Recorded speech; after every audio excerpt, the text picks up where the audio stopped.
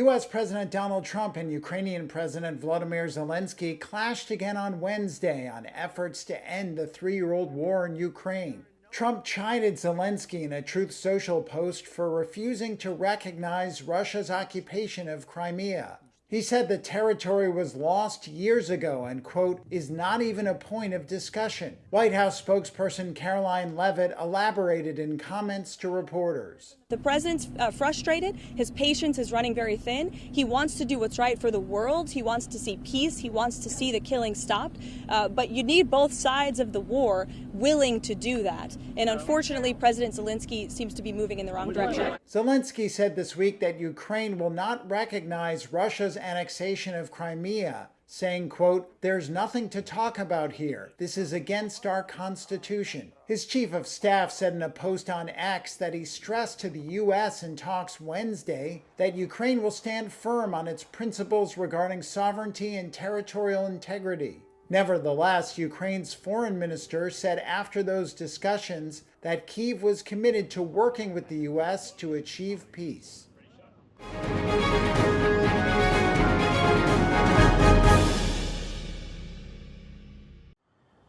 In the biggest attack on the Ukrainian capital this year, Russia pounded Kyiv with hundreds of missiles and drones overnight.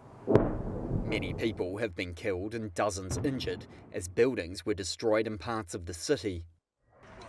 The attack set off 40 fires, with at least 5 children wounded and some people still trapped under rubble, officials said on Thursday. Rescue teams were operating at 13 sites in Kyiv with climbing specialists and sniffer dogs, the emergency services said.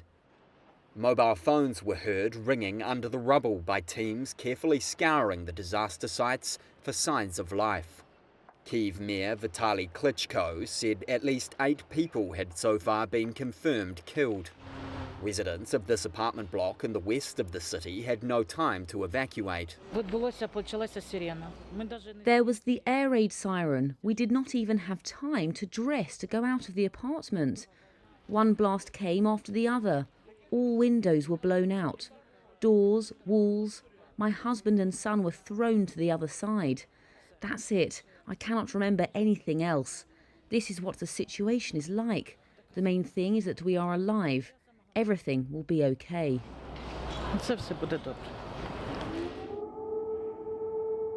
With an air raid alert in effect for 6 hours, residents took shelter from the rain of missiles in the underground metro. Russia launched 145 drones and 70 missiles, including 11 ballistic missiles, Ukraine's Air Force said on Telegram. Air Force units shot down 112 targets and 7 other regions were under mass attack, officials said. Kharkiv, Ukraine's second biggest city, also endured an overnight Russian bombardment. Multiple public and residential buildings were struck. Ukrainian President Volodymyr Zelensky said he would cut short his trip to South Africa on Thursday and return to Kyiv following the attack. Zelensky has been trying to shore up international support for Ukraine's defense against Russia's invasion. The attack comes at a critical moment, with both Kyiv and Moscow under pressure from US President Donald Trump to show progress towards a peace deal. Trump and his administration have threatened to walk away from efforts to broker a ceasefire if no headway is made, leaving European nations looking for ways to support Kyiv.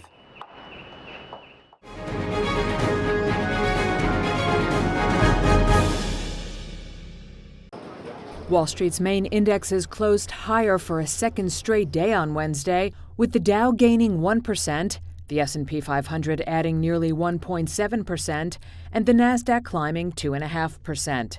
Stocks gathered momentum after Treasury Secretary Scott Bessent said high tariffs between the U.S. and China were unsustainable, and President Donald Trump signaled he was open to easing trade tensions between the world's 2 largest economies. Sam Stovall is chief investment strategist at CFRA Research. I think this second day of an up market is really being propelled by possibly the unwinding of the uncertainty of this manufactured correction that drove the S&P 500 down 19% and the Nasdaq off more than 20%. Now we just have to see whether it is something that is going to be long lasting and rather just something that the administration is hoping for. Trump also dialed back his attacks on the Federal Reserve, which included threats to fire Chair Jerome Powell. Most investors view the central bank chief as a stabilizing force in the market, which has been rattled by Trump's chaotic trade policy.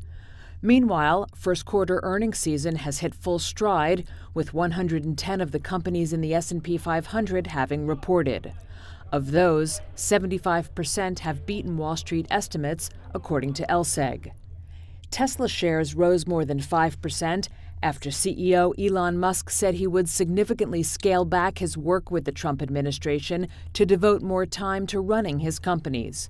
The stock gain came despite the EV maker posting a 71% plunge in quarterly net profit.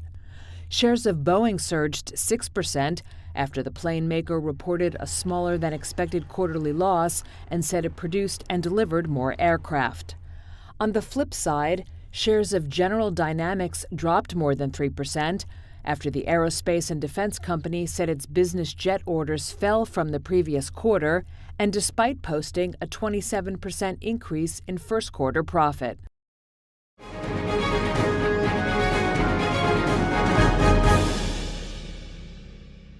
And this could very well end up being the largest wildfire in New Jersey in 20 years. New Jersey officials on Wednesday said a massive wildfire burning in the state's Pinelands was on track to become one of the worst in state history. The Jones Road wildfire had consumed some 12,500 acres and was 40% contained as of Wednesday afternoon. Bill Donnelly is New Jersey's Forest Fire Service Chief. You guys have to remember, New Jersey has some of the most volatile wildland fuels in the entire country. You know, everybody's used to seeing California and things like that, that chaparral that burns up them hills and goes crazy. Well, these pine barrens out here are the exact same type of fuel model. They are just like having napalm spread across the ground. It's, you know, on the right conditions, when humidity's low and fires become wind-driven, it's just, you can see, you can have catastrophic fires as a result of those conditions coming together. Donnelly said that so far this year, New Jersey has experienced nearly twice as many wildfires than usual. The latest blaze started on Tuesday in the Greenwood Forest Wildlife Management Area in Ocean County, about halfway between Asbury Park and Atlantic City. The fire is expected to continue to burn for several days until rain comes on Friday or Saturday. It was no longer threatening populated areas. The cause of the fire remains under investigation.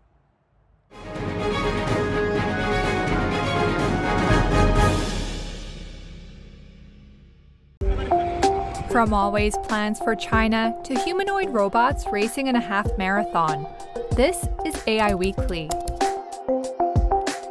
Huawei plans to begin mass shipments of its advanced AI chips to Chinese customers as early as next month.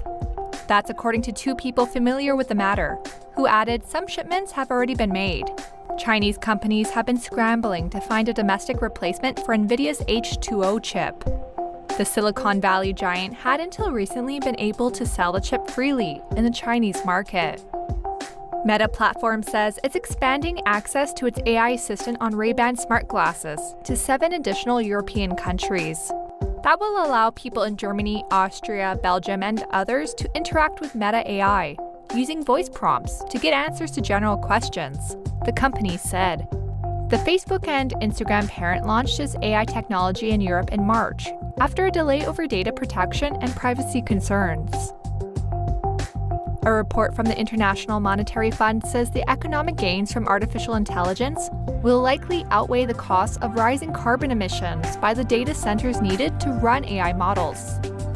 The IMF says AI will boost global output by around 0.5% a year between 2025 and 2030, but noted that those gains would not be shared equally across the world.